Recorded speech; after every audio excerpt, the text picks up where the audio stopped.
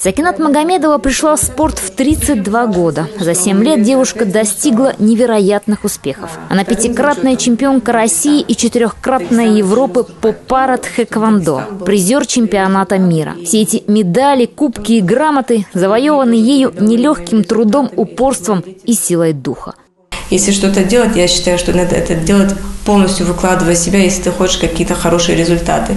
Она родилась без рук. Матери не раз предлагали оставить девочку в роддоме или отдать в детдом. Но предать своего ребенка женщина не смогла.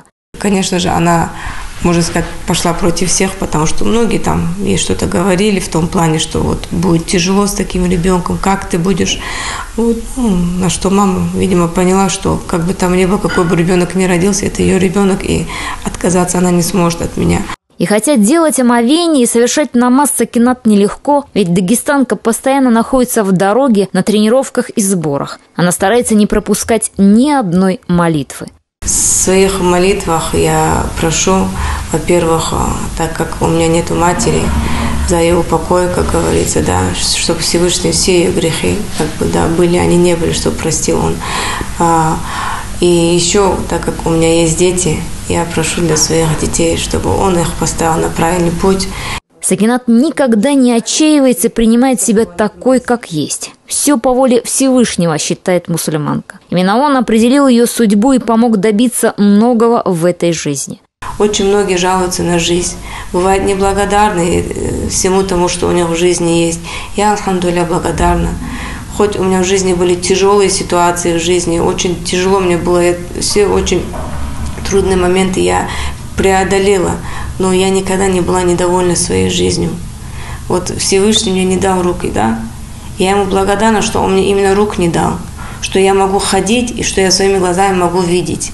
Ее руки – это ее ноги. Она научилась делать с ногами все, что необходимо в повседневной жизни. Вести домашнее хозяйство, ухаживать за собой, готовить пищу. У меня ноги – это как бы вместо рук, поэтому приходится как бы не только ходить на них, как обычно люди делают, но и выполнять все остальные функции. Уборка, стирка, там, приготовить. Все это, конечно, мне приходится делать ногами. Но Сакинат Магомедова не только хорошая спортсменка, но и мама. Она воспитывает сына и дочь, которые в будущем станут ее защитой и опорой. Я только ее знаю с положительной стороны. И в спорте, и с людьми, и среди соседей, как соседка, и среди подружек, как подружка. И как мать идеальная она, и как хозяйка вы видели дома. Я очень рада за нее. Услышав историю Сакинат, люди начали писать ей в соцсетях, просить совета, брать с нее пример, по-новому смотреть на собственную жизнь.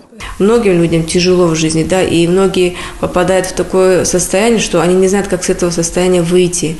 И мне до сих пор пишут, ко мне обращаются, вот откуда у тебя силы, вот как ты со всем этим борешься, вот почему вот у тебя так вот, получается, как бы. Я говорю, я не знаю, откуда у меня силы. Я говорю, наверное, силы мне дает Всевышний.